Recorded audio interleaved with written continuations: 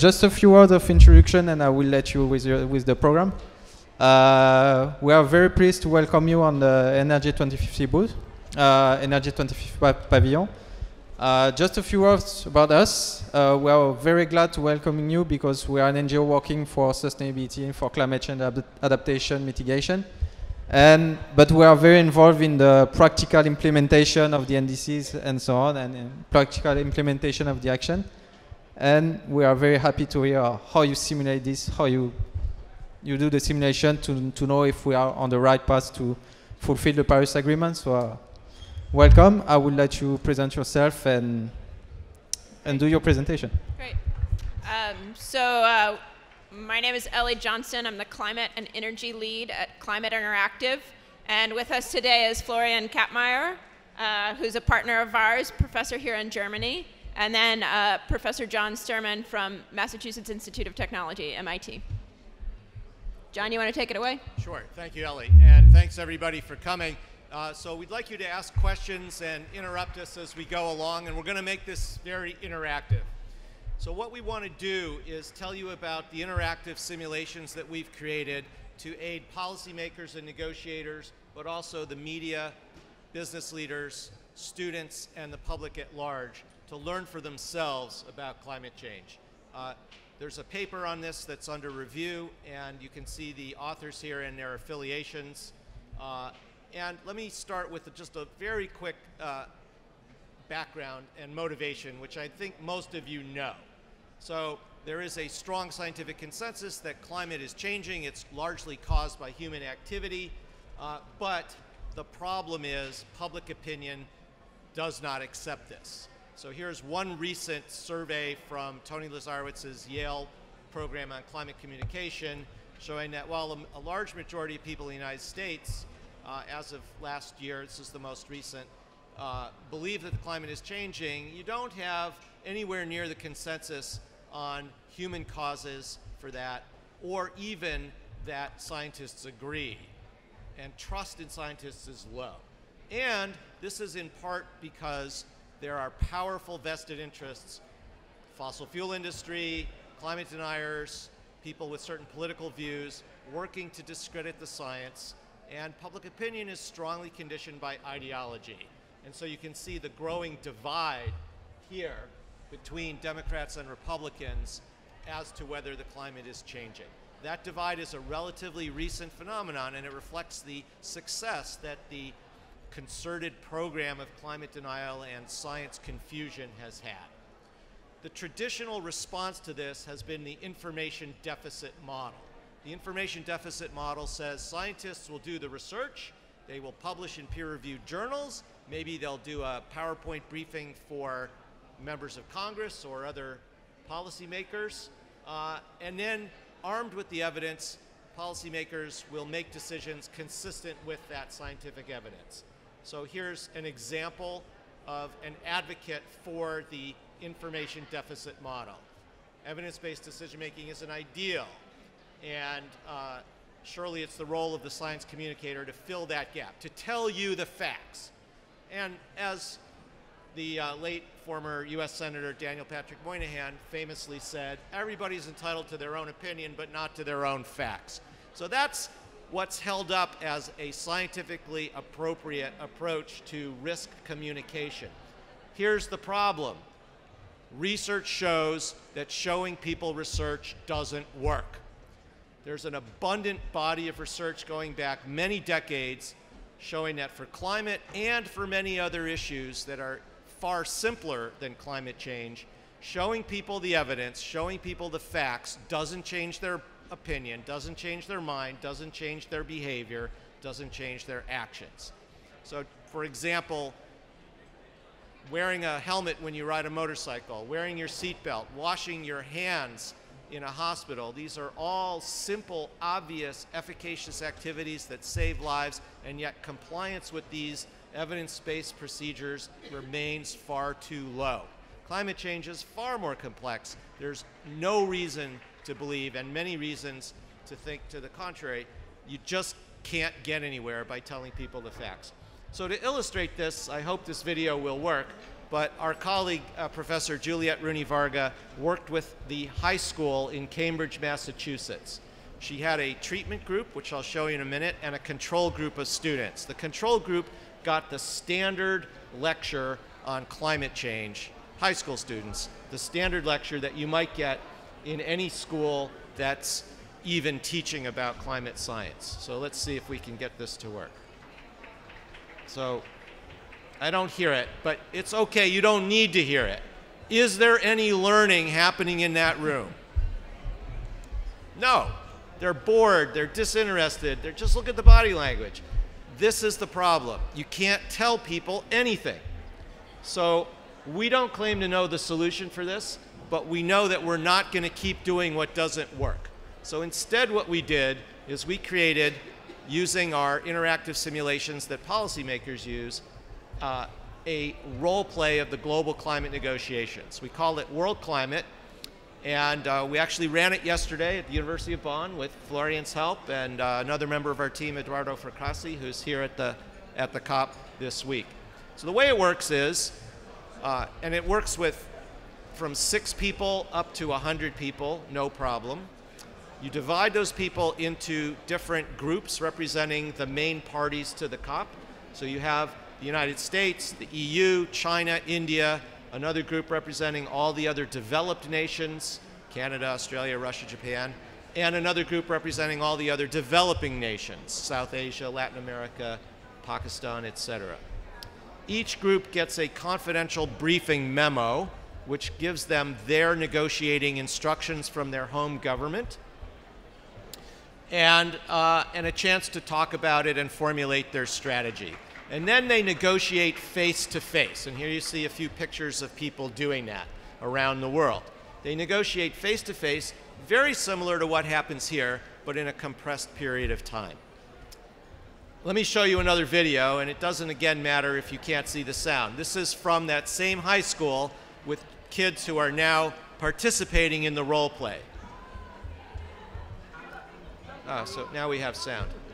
So the kid in the red sweatshirt, he's the United States. And the others are trying to persuade him that the United States should put more money into the Green Climate Fund. So now I ask you, is there any engagement? Is there any learning happening here? They are doing the learning. They're negotiating. You can't hear it, but he's asking where the money for mitigation is going to come from. And they say, listen, we are producing all these emissions in China, but they're your emissions because we're making all the goods that you buy at Walmart in the United States. These are your emissions, not our emissions.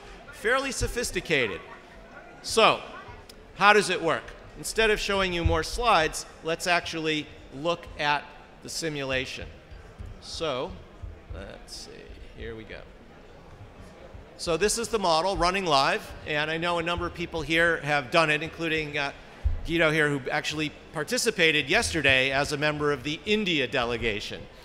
So what we see over here, well actually, you know, I need to do one more thing first, and that is to explain just a little bit about how the model is, has been used. And I don't need a slide for this. So the interface here is simpler than the interface for the version of the model that has been used by negotiators, policymakers, and other senior officials around the world, including UNEP in the emissions gap report, the UN Secretary General's office, China, France, Brazil, and until the presidential election of last year, the United States. All these parties and others have actually used the model. It's the exact same model that you see here. All we've done is put a simpler interface on it. So it's not a student version, it's not dumbed down in any way. So what you see on the left is emissions of carbon dioxide in gigatons per year of CO2. Historical data up until now for the United States, and then stacked on top of that the EU, the other developed nations, China, India, and then the other developing nations. And then this projection is RCP 8.5. So what happens if Paris fails, if we go pursuing the business as usual scenario? And that takes you over 100 gigatons per year of emissions by 2100 and leads to about 4.2 degrees C of warming by 2100. And of course, for the United States delegates who don't understand the metric system, it's 7.5 Fahrenheit. So we'll go back to metric since we're here in the EU. So you can look at what's happening here. I'm not going to do this in any detail, but you can look at the population assumption we have, the UN medium fertility projection. You can look at population for each of the country blocks. You can look at GDP, GDP per capita, by country, emissions per unit of GDP, emissions per capita here, all projected to rise unless there's some policy. You can also look at CO2 concentrations in the atmosphere. You can look at concentrations of methane, nitrous oxide, temperature we showed you, sea level rise, ocean acidification. And you can look at model validation. So for example, how well does the model match the history of CO2 concentrations in the atmosphere from 1850 until now? It matches essentially perfectly. And what about going forward into the future?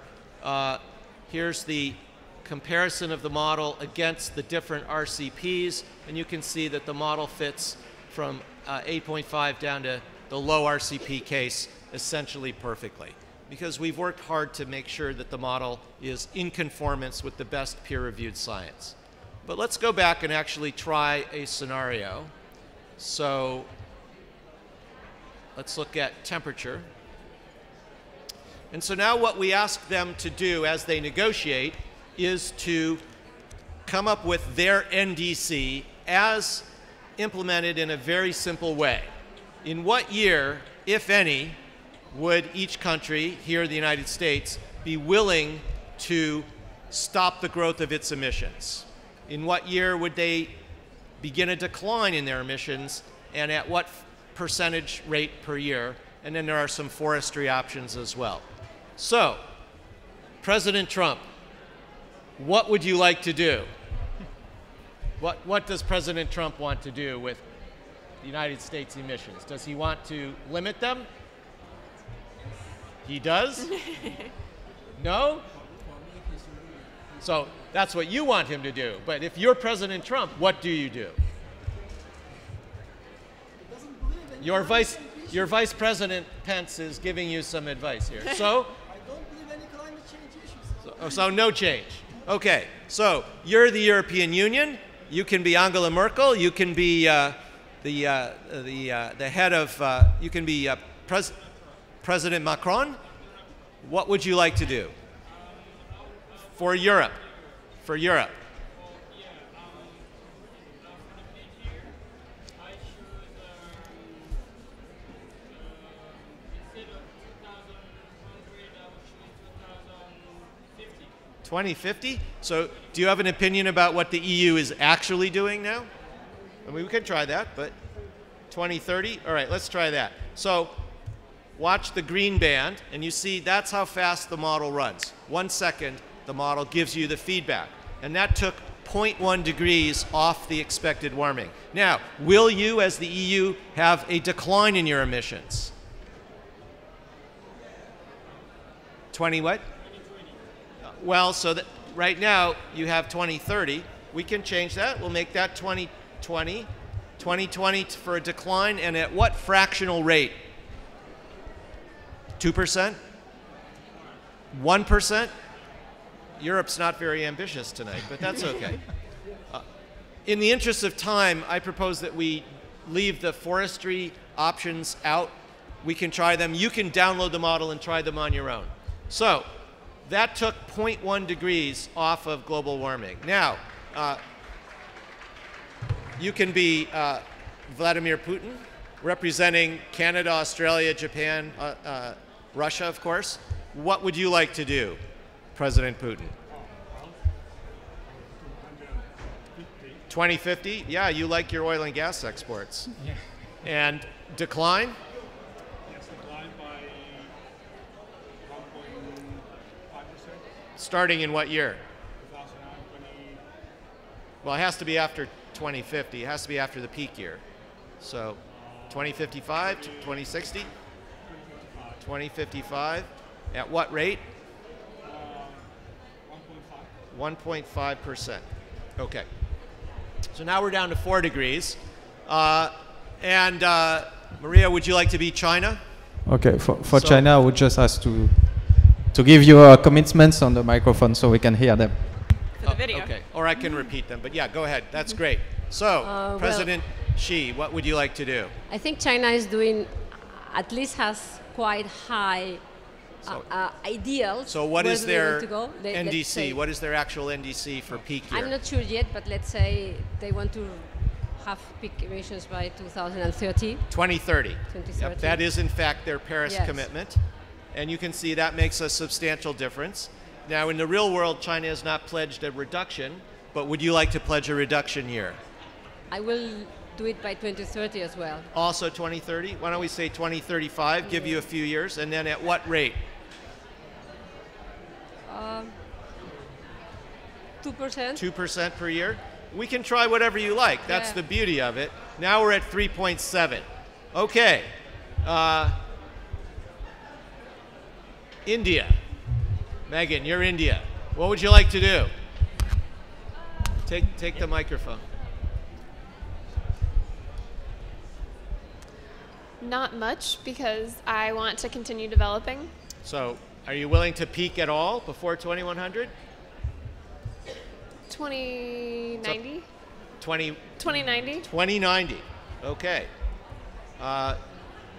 Doesn't make much difference, and you're not going to decline. And what about all the other developing countries? You can be all the other developing countries. That's Mexico, Brazil, Indonesia, but it's also the very poor countries of the world. I think we should maximize our emissions by 2030. So no change. Because oh, you want to peak in 2030? A peak in 2030. Because in reality, also I'm from another developing country. And very ambitious indeed, but fine. Yeah. The beauty of this is we can try whatever you like. Now, how are you going to pay for that, sir? We'll ask for money through the Green Climate Fund. Yeah. So in the full role play, which we're not doing right now, in addition to these decisions, each developed country also has to announce their pledge to the Green Climate Fund, and China has to decide if they're going to contribute. India and your group, the developing nations, have to decide how much they need from the Green Climate Fund in order to do what you just indicated you might do. So that often leads to a large gap, as we observe in reality today. And then your 2030 number would not be, the conditions you might impose to peak in 2030 might not be met, and we would change it back. But it's fine. Let's leave it where it is for right now. And you can see that we're now down to about 3.2. And this is quite interesting because you'll notice that global emissions are now quite flat after 2030. In fact, let's compare.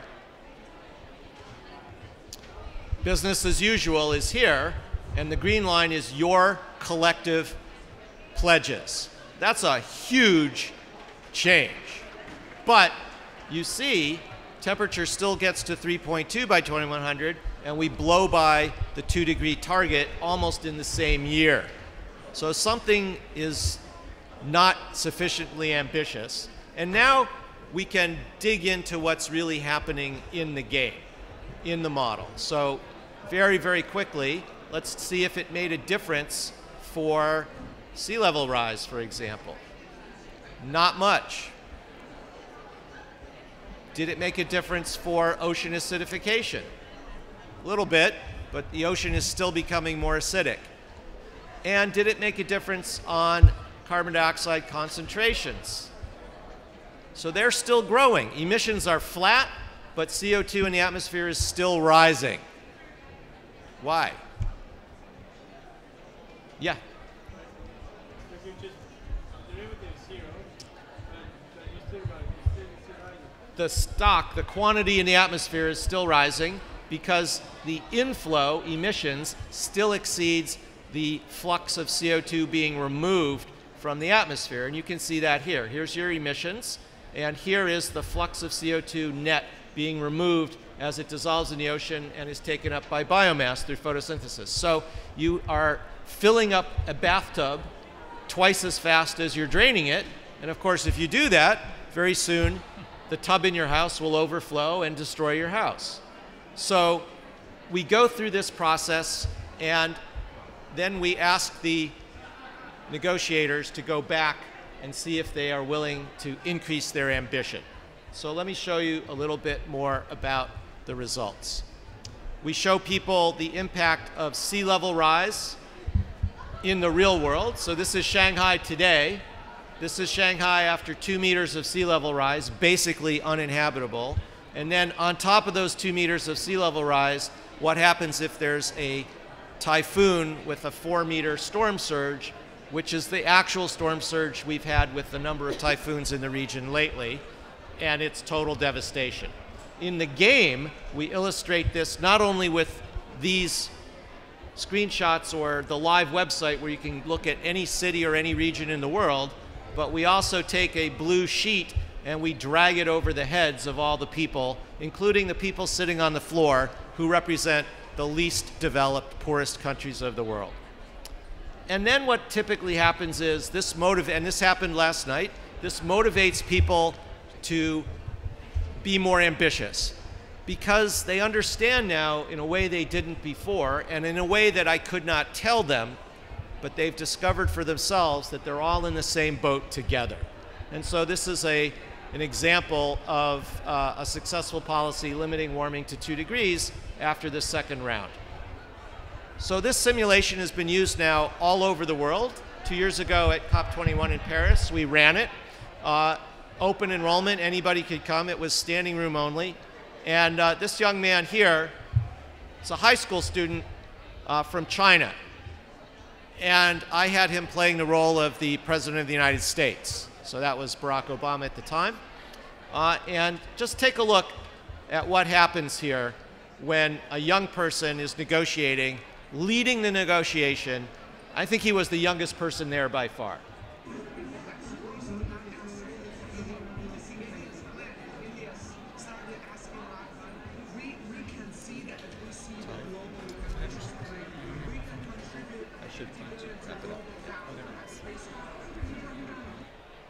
So,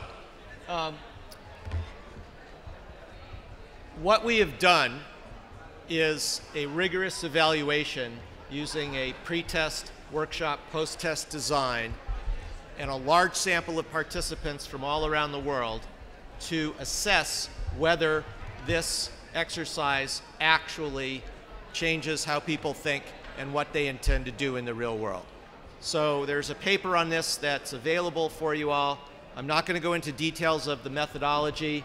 The sample was from all over the world, and we tested the information deficit theory that I described earlier against an expanded theory, our theory, which says it's really about affect, it's really about emotion. If you don't feel a sense of urgency, and if you don't feel a sense of hope that what you do could matter, then you're not likely to take anything meaningful away from this experience. The methodological details I'm going to skip, but here's what we found. There's large and statistically significant effect sizes in the post-test compared to the pre-test on metrics of how urgent people believe and feel the climate change threat is, on how hopeful they are, and hope here really means individual agency. Do you believe that what you do can matter? They know more about the impacts of climate change, they know more about the causes of climate change.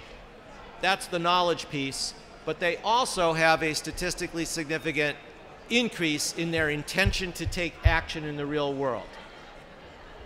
The path analysis shows that it's the emotion that matters.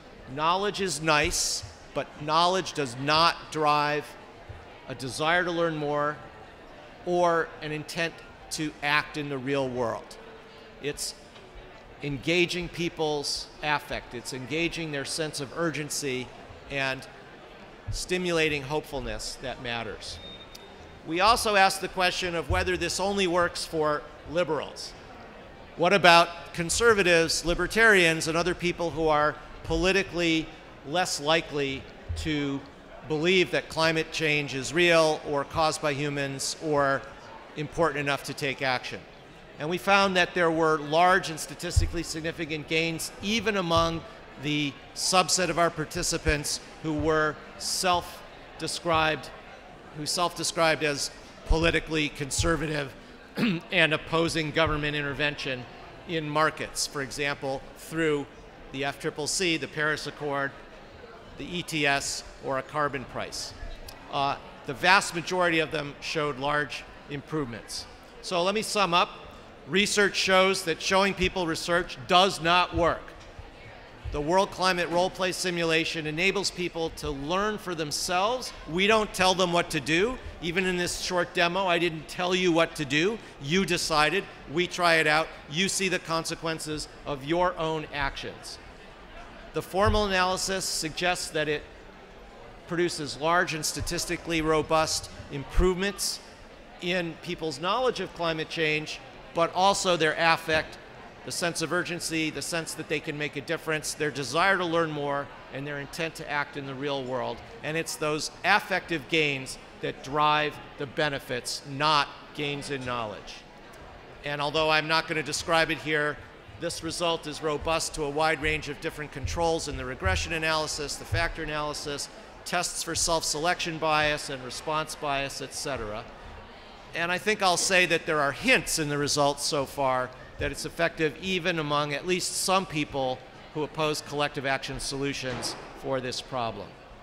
As of a couple days ago, there have been 754 world climate events in 75 countries with more than 35,000 participants that we know of, and there are many more that we know have done it but not registered their event with us, and they're all over the world.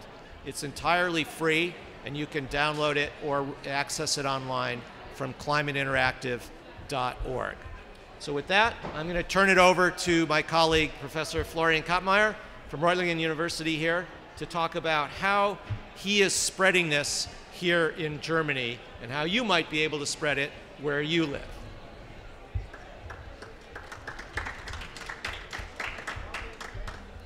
Yeah, don't take that out. Okay, no, it was just right here. Okay. Right. After having experienced world climate with John for the first time, I couldn't just sit around and pretend as if I could just continue my life as before. So I needed to get into action, but climate research wasn't my background. So I read a lot and I prepared for it.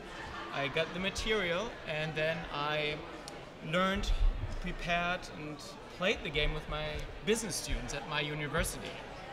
And that was great fun, and I received great feedback. And that was a surprise because previously they thought, I'm a business student, so why do I need to know about climate change? And afterwards they came up to me and said, bring your mic closer.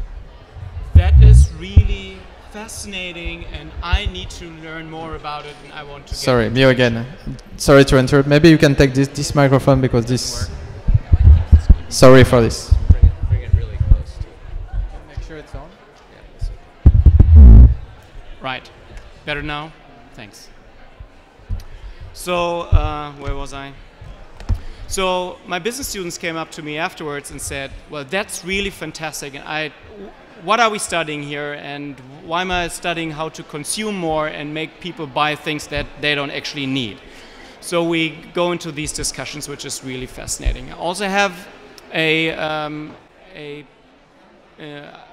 told my older son about this game, and so he learned about this game, and we have hydrogen buses and hybrid buses where we live, and we also have electric car sharing. So when we were driving on one of these buses, I asked him, so how does it work if all the buses here and all the cars in our hometown drove with electric engines? Would that save the climate problem? And his first reaction was yes. And then he thought a little bit about it and said, no, wait a minute, that's just the same thing with the electric car sharings. From time to time they need to be plugged in, and the power plants, they run on coal, and therefore the climate problem isn't solved. So At that time, he was 8 years old, and I realized, oh, talking to young people really makes a difference, and so they learn. So I thought about this, how can I scale up World Climate in Germany, because I cannot go to all these places. So I thought about, I need to train teachers. So how am I doing this? So I was in touch with Achim Beule. He's the head of education for sustainable development at the Ministry of Education in Baden-Württemberg, which is the state in the southwest. And I talked to him, and it took some time to convince him. Therefore, I said, you need stamina, actually, because I don't have budget for the translations into German of the material. But there are more than 160,000 students from grades 10 to 13 in Baden-Württemberg alone who could be possible players of that game. So in the 3 different setups of in this age range. So there was 2 years ago, there was a decision by the German government to install the Climate Protection Plan 2050, and it had to be weakened so that the government actually accepted it. And I called him afterwards, and he said, well, the politicians obviously don't get it, so we have to go through the students. So therefore, let's do the translations and roll it out over the high schools in our state. So we came up with a diffusion plan, and its schedule is sketched out here, and I will talk you through it and how we did it.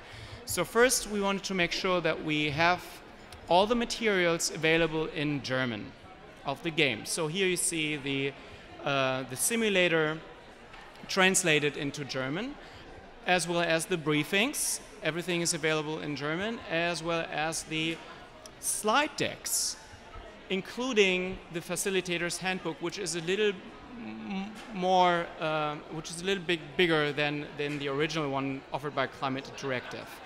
And we had the Minister of Education writing a forward and also sign it. And that had already seen a dramatic impact of acceptance of the teachers in Baden-Württemberg, because they said, oh, our minister is signing it, so she knows about it, so it is accepted as an official document in the, for the curricula. So this really seemed to be important. So easy access through the focal website of the Ministry of Education, and the endorsement of as an official tool. We want to combine it further with other pre-existing sustainability curricula. Well, we are still in the process. So here's the website, official website that the teachers access for getting all the materials that they want to have if they want to teach climate change. And it's also getting other links to Climate Interactive sources. Other websites in Germany are also referring to this, to World Climate, as here the Ministry of the Environment of Baden-Württemberg. So that's happening right now.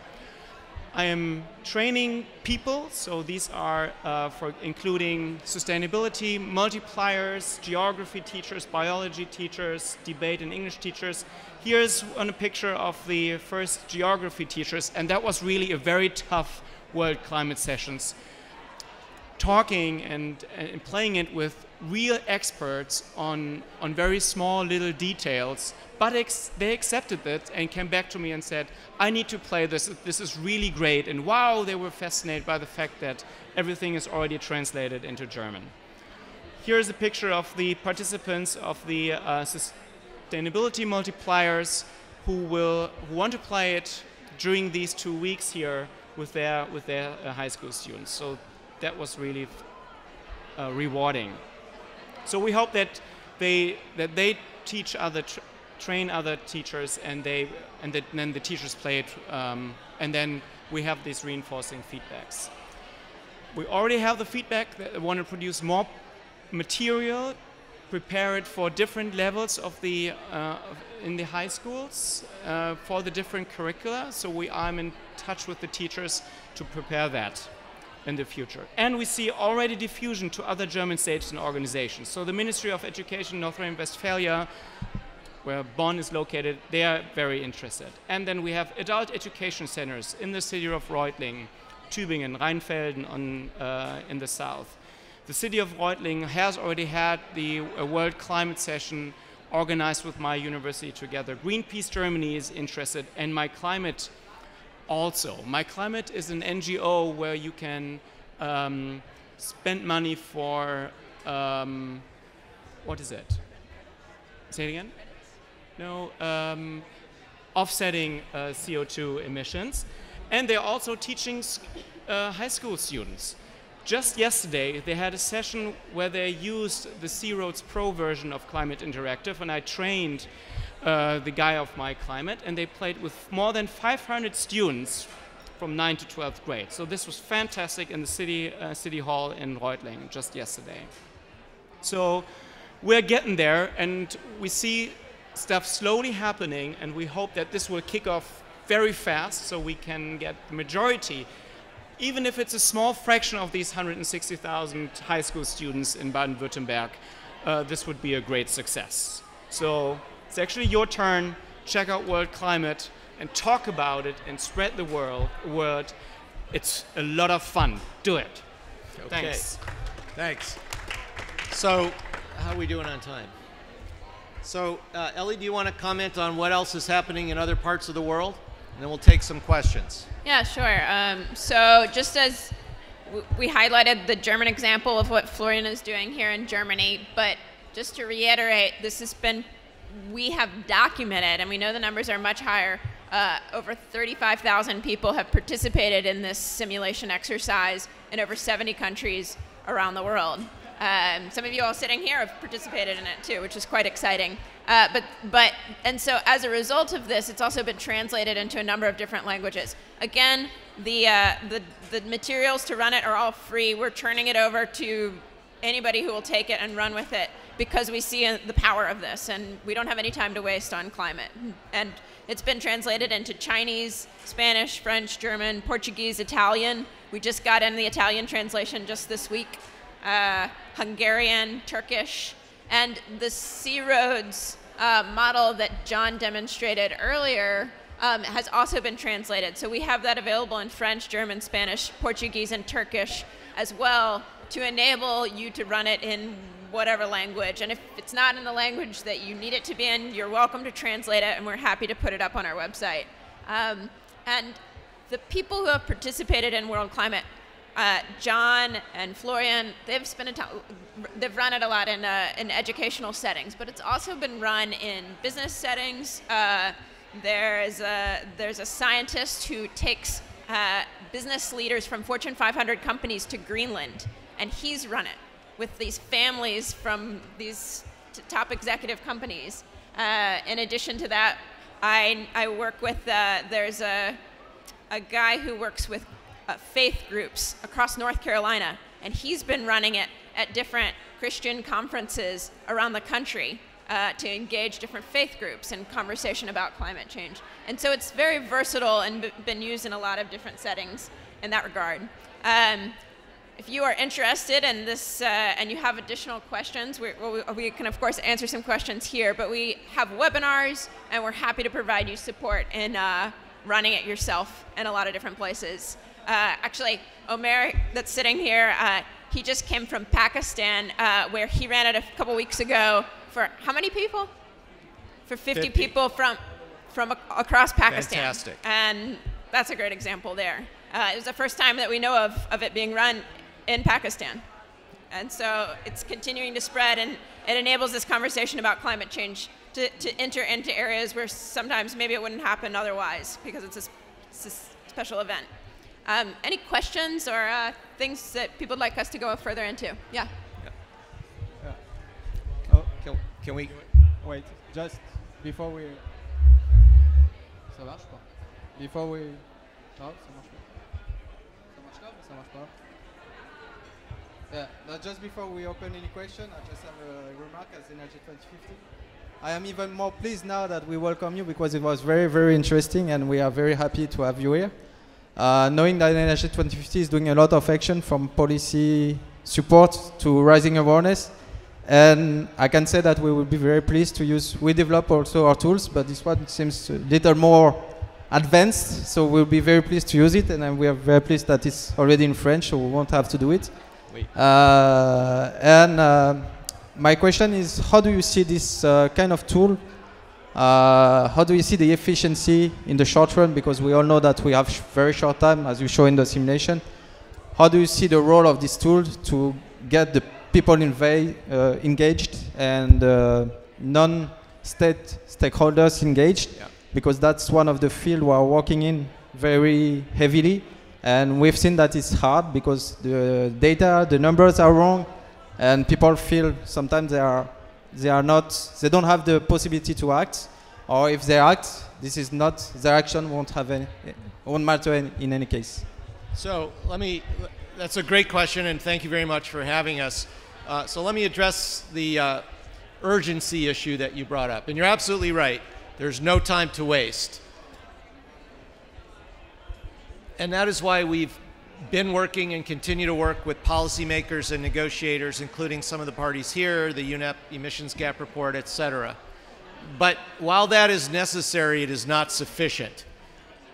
We all know that the Paris Accord is the best agreement we've ever gotten, and we also know it is still not sufficient to get us to well below 2 and striving for 1.5.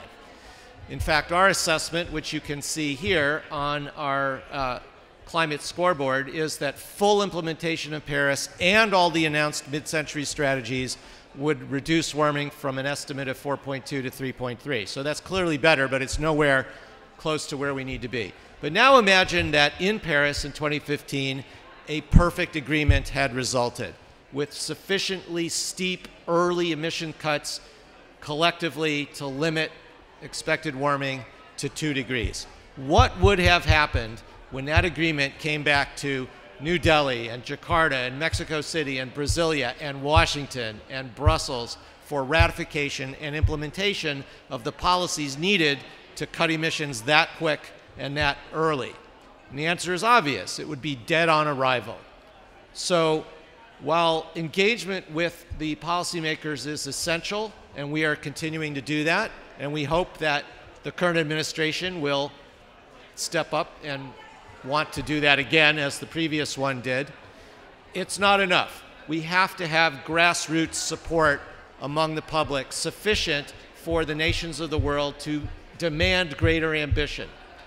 That's not going to happen because some talking head goes on TV for 30 seconds and says climate change is caused by humans and it's urgent that we do something about it. That doesn't work. That's the deficit model. So what we hope is that as more and more people participate in exercises like this, learn for themselves what's needed, develop a greater sense of urgency, and are motivated to go out and get active, that will help build the political will for the greater ambition that we need. The sooner the better. I don't see any other theory of change that can get us where we need to go. Well, thank you. That's our opinion too. Or maybe if you have something to add. Yeah. Just for notification, you have all the time that you want. We're here. So you can stay if you have many questions. You will have time to answer them. At least from our side. Thank you very much for your presentation and for sharing all the materials, and also for making sure that I was able to attend this conference. It's because of Ellie and Travis that I'm here today. So as you mentioned, we had a very successful event in Islamabad with PhD scholars, graduate students and undergraduate students. And we were able to achieve a reduction in global warming by 2.3 degrees Celsius. Great. And it was a 2-day event. It was very intense.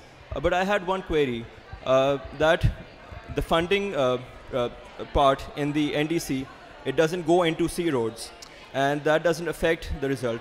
So because it's very easy to give away fake money. So the way that we do that, so the question is, the funding itself, the parties in the role play negotiate contributions to and needs to be drawn from the Green Climate Fund. And we put this up on a board, and if it doesn't add up, then, for example, the other developing countries that you represented in our demo just now, you would say, look, we needed $80 billion a year in aid, and we didn't get it, so we're not going to peak our emissions in the year 2030, we're going to continue on the business as usual path. And then emissions rise, and so does the expected temperature. So that's how we integrate the funding mechanism into the role play exercise. There can be conditions. Parties can offer pledges that are conditional on matching actions by other parties. This happens quite a lot. The money is a big part of it, but we do it in this fashion. So if you don't get the money you've asked for, you go back to some less ambitious emissions pathway, including doing nothing. All right, thank you. Oh, yeah, please, go ahead. Hello, Konstantin Tsak. Yeah. Hi, I'm Konstantin Tsakas from the FEMIS network. We focus on producing academic research on all issues that revolve around the Euro-Mediterranean relations, so Europe and the Southern Mediterranean partners. Great. And so climate change is, of course, a subject that has become a priority area. So what we did was we co-produced with Événement 2050 a report that does a sort of panorama of where the South Mediterranean countries stand in terms of the Paris Accord. Now, most of them, of course, ratified the accord, but it's reforms on paper for the time being. Right. And of course, we need to, let's say, do advocacy towards the policymakers to actually explain them why they need to do it, why they will benefit to have pro-climate change action. And so I was thinking of your tool. How far does it go in terms of geographical coverage? Yeah. Can we actually go to the, let's say, sub-local level and tell them that, look, if you put in place specific actions, this can not only prevent from climate change deterioration, but also this can foster more jobs for the youth, for people in excluded rural areas, right, etc., etc. Can we do this with your model? So this is a great question. The answer is that the model is not able to address regional issues inside the model. One reason for that is the model needs to run like this, or it doesn't work in this interactive fashion. So if we had geographical disaggregation and we could say what's going to happen in northwest Tunisia, then it would not run. And the second reason we don't have that level of geographical detail is there's not sufficient agreement at that level. In terms of the global averages, this is pretty solid science. In terms of what's going to happen in northwest Tunisia, it's much more uncertain.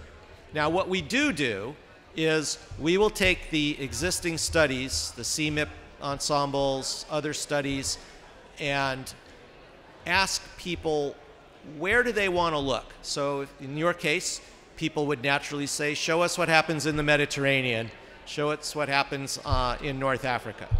And we're able to do that using published studies that look at the ensemble of CMIP simulations.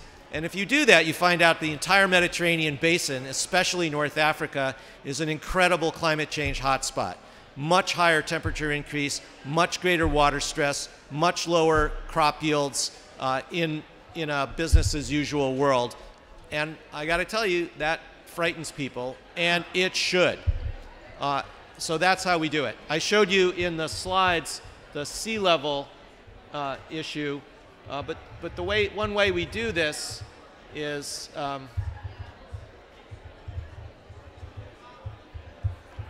we use a website that's freely available that shows sea level rise around the world.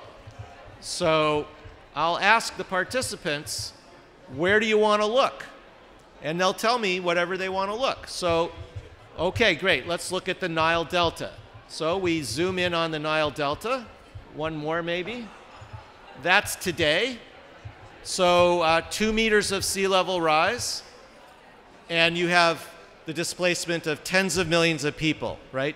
90 million people, right, all gone. And that's just with potentially by the year 2100. So where are those people? I mean, you don't have to go much further than this to see that that's an incredible destabilizer of the entire Middle East region and a huge threat to the prosperity, health, and lives of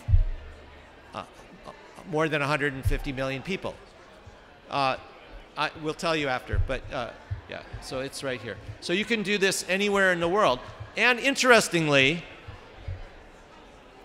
when we've run this game, for example, in Albuquerque, New Mexico, which is 5,000 feet above sea level, so very high, sea level rise is not going to directly affect them. Somebody said, sea level's not my problem. We're 5,000 feet above sea level. So I show them this. I show them Shanghai disappearing. I show them the Indus Delta on the border of India and Pakistan with hundreds of millions of people at risk.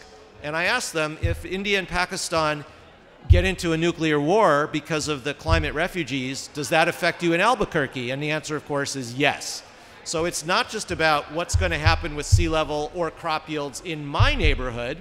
If crop yields decline in sub-Saharan Africa by anywhere close to what the models suggest in a business as usual world, it's devastation everywhere, no hiding. So I think that's the more important point, even than what's going to happen in Tunisia, although that's important too. I totally agree with you, yeah. So we had a question over here.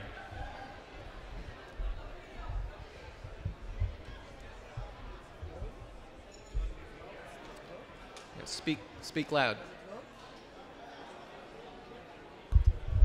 There we go. Hello again, and thank you very much for nice presentations. I'm Adnan from Boğaziçi University, Istanbul, Turkey. And it's really amazing to hear these things because I'm also using system dynamics in my research. My question is, I have two questions actually, to John and Florian. So to John, do you also take into account the population issue? Because there is a limit to growth theory, and according to this theory, they claim that there will be a sharp decline in population in 2050 maybe. So maybe with this theory claim, or if there are many wars and if there is a sharp decline in population, what will be see in the model? So in the model, as you can see now, we use the UN most recent medium fertility projection. This is the global projection, 11.2 billion by 2100. And you can see how that breaks down from each of the blocks. So most of the population growth, this is well understood, will be in the developing countries. In the full C-ROADS model, you can change all of this and look at different scenarios. We don't build in a model of what would happen if crop yields declined, sea level rose that much. Nobody knows what would happen. We know it's not going to be possible to sustain that kind of population in a world of 3.7 or 4 degrees of warming. But we don't try to model that because we don't know how that's going to work out. And my question to Florian, I'm curious about the your relationship between the politicians, because unfortunately most of the decisions are taken by politicians. So do you also have connections with, especially with the Green Party, maybe, or with the Henry Boyle Association? Are they also eager to use it and to make a policy about this issue? Thank you. So I did talk to politicians, and the ones who are interested in this game were the ones from the Green Party on the local level. And they established a contact to the Ministry of Education. First was through the Ministry of the Environment and then to the Ministry of Education. So that was done by the politicians. So our contact at the city of Reutlingen is in touch with the politicians, and so we are thinking about playing World Climate with the city parliament. So it's starting, but it's slow. But as John said, I think what's really important is that the people support the decisions that politicians are making, hopefully, in this direction. So they need to understand why do we need to lower my ecological footprint? Why is it better to take the bike instead of having my mother drive me to school in the morning, for example? So they need to have this awareness. That's why I think this is so important. Absolutely. And I'll add that a couple other examples of where we've run it with government leaders and that kind of thing. Ahead of Paris, the French embassy had me in the United States in Washington, D.C., come to one of their diplomatic science events and run this with ambassadors and diplomats from the different embassies around Washington, D.C., and they participated in it. And so I had the different diplomats from embassies make sure that they were playing different countries than the countries that they typically represent. So that way they could put themselves in somebody else's shoes and scramble that around. I also ran it another time in Washington, D.C., where we had a couple representatives of the U.S. delegation that was going to Paris. So we have yet to have any evidence that anyone in the Trump administration has participated in World Climate, but definitely some from the Obama administration had previously. But let's say that we are willing to work with anyone who is serious about this issue, regardless of their political party or their other views. So if the current administration would like to use the tool, absolutely. So I'm in conversations, for example, also with the with the Federal Agency of the Environment, who is involved in the negotiations in Germany. So playing World Climate as a preparation for this conference, for example, so that also the ones who are not coming to this conference but preparing them also have an understanding of what's going on and where the tensions are and how the negotiations are so difficult. So we're also thinking about that. Well, and if any of you have connections to help that happen, we will be happy to support you.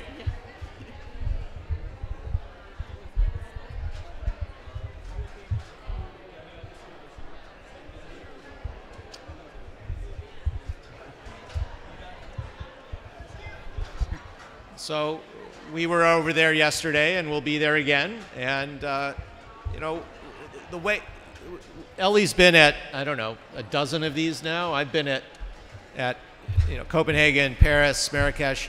The way it seems to work over in the diplomatic area is you meet people one at a time, so that they can do it, they can ask their questions, and that's part of what we're here to do.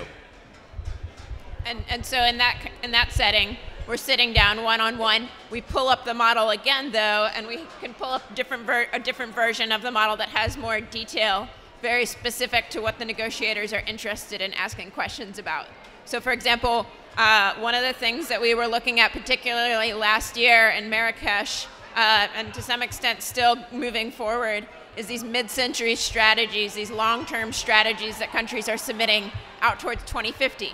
And so we can enter in different possibilities. Okay, what if the EU had this kind of a policy, or what if China had this kind of a long-term strategy? And we can begin to test those things, which then, again, gives people that real-time feedback that's so critical. Yeah, so I'm just bringing up another example here of a different model, but you've got a more detailed interface here. Well, doesn't matter. We'll switch to a different one. But you've got a more detailed interface with many more policy levers available to people to play with. And all these different versions of the model are completely free. So you can access this yourself. Yeah, it's not going to work out very well. Check it out, try it, see what's happening. Lots more policy levers that you can play with. But this is more complicated, it takes more time. For the educational version, what we showed you earlier is an excellent entree. And then if people want to go deeper, they can do that as well. Yeah, sorry, me again. We've been working a lot as Energy 2050 in Africa with local governments and try to develop climate-compatible actions. Do you think this kind of tool will be, because when we are working on climate plan for local authorities, one of the key aspects is also raising awareness and development of the population. Do you think this kind of tool could be integrated in this kind of plan? And the second question is, do you provide any tips if people are reacting badly, well, after the simulation, on what to do, or maybe some reference that would help them to take action. Because knowing that you should take action is not knowing the action that you should take. So the answer to your question is yes. And just as an example, Dr. Travis Frank, who's here from our team, is leading a program that we're doing jointly with the new University King Mohammed VI Polytechnic in Morocco. And this is focused on climate smart agriculture, but also developing internal capability within Africa, not just Morocco, but sub-Saharan Africa, to use the tool you just saw. Travis, do you want to say a couple words about that? So thank you. I think there's probably two parts to this, which is we have used, and we did, so the last COP was in, COP23 was in Marrakesh.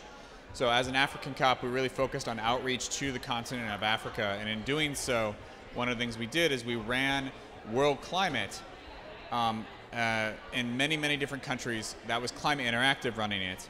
But then we also trained other people to facilitate it and spread it throughout the continent. And in last year alone, we had over 10,000 Africans run and participate in World Climate.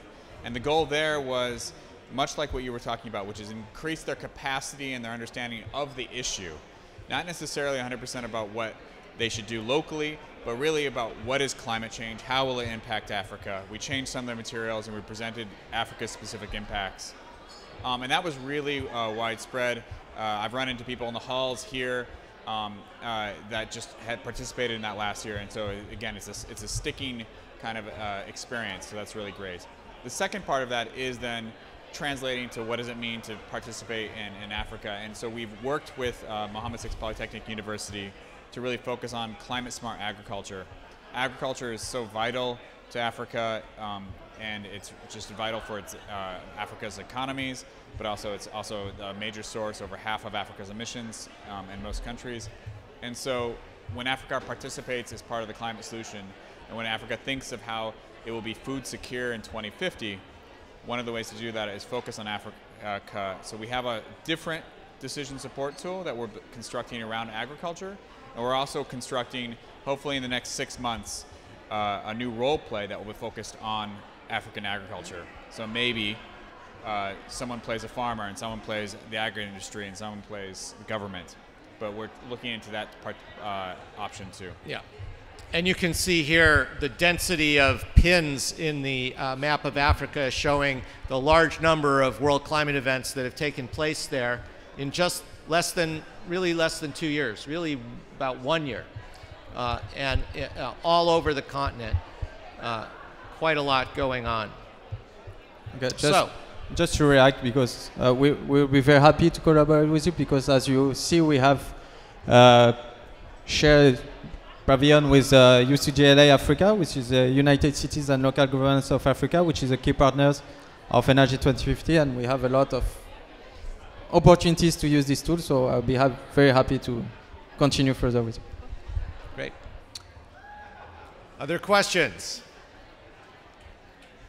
Yep, one more maybe, okay?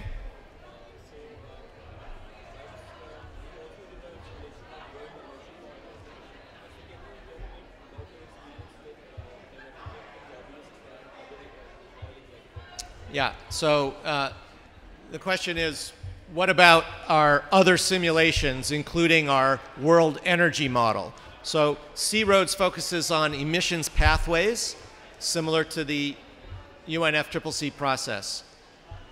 A deeper question is, how do you get those pathways implemented? How do you do it? What policies? Carbon tax, renewable portfolio standards, subsidies for renewables, penalties for fossil, et cetera. So we developed a different model that we call En-ROADS, Energy Rapid Overview and Decision Support.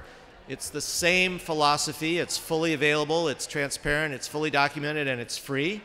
It's more complex, but it addresses the questions that you're raising. How do you get it done? What policies are more effective than others? Do those policies build on and lead to synergies with one another, or do they interfere with one another, et cetera? And so go to the climateinteractive.org website, download it, check it out for yourself.